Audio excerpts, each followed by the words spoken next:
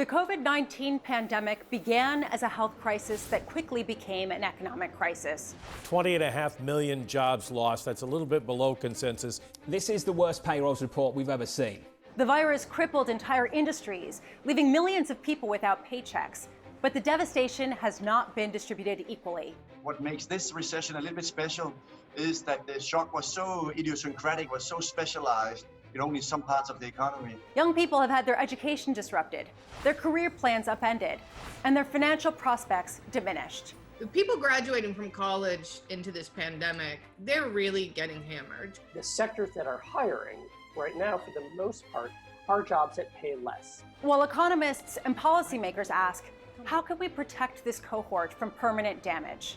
Most of life outcomes in terms of wealth, the biggest driver is where you sit at age 23. I don't think that we're paying enough attention to what it's going to take to make it up to those young people.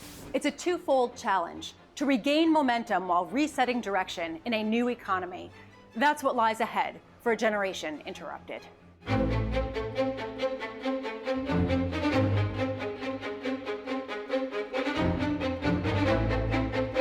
I'm Lisa Abramowicz. Welcome to a Bloomberg special report, Generation Interrupted, a look at the catastrophic impact of the 2020 pandemic and recession on young people.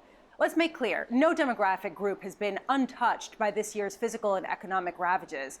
Minority communities have suffered disproportionately. Women have lost more jobs than men. But when we break down the fallout by age, the effect on Generation Z, the so-called Zoomers, has been the most severe. In April, as COVID-19 spread and business activity slowed, the overall U.S. unemployment rate shot up by over 10 percentage points in a single month to 14.7%.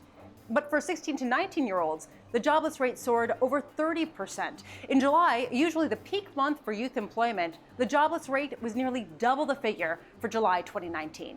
Among those taking notice is Federal Reserve Bank of Richmond President Tom Barkin.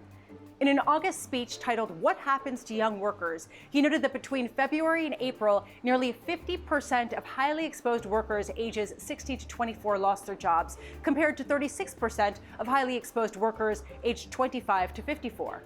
He wrote, "Maybe we'll see new entry-level jobs delivering groceries or meals, but I'm doubtful these segments will grow quickly enough to immediately replace the millions of jobs that have been lost." I spoke with Barkin about the situation, and he told me why he is so worried. Over the last 20 years, there's been a lot of conversation about the loss of middle-income jobs in this country. What's actually been happening is there's been a lot of growth at the high end, the technical, cognitive jobs, but there's also been a lot of growth at the low end, these low-income personal contact service jobs. And this virus has gone directly at that segment. It's the personal contact jobs, they're restaurants, they're retailers, they're amusement parks, and those jobs are disproportionately held by hourly people, by part-time people, and importantly, by young folks. What's the importance of these entry-level jobs for a young worker?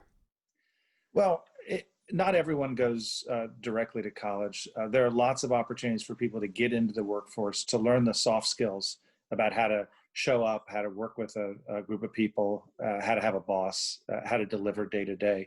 These are starting places for people in our economy. In addition, there are a lot of people who are in school who use these jobs to help pay for school. And so whether it's you're getting started or you're just trying to fund your future, these first jobs really do matter.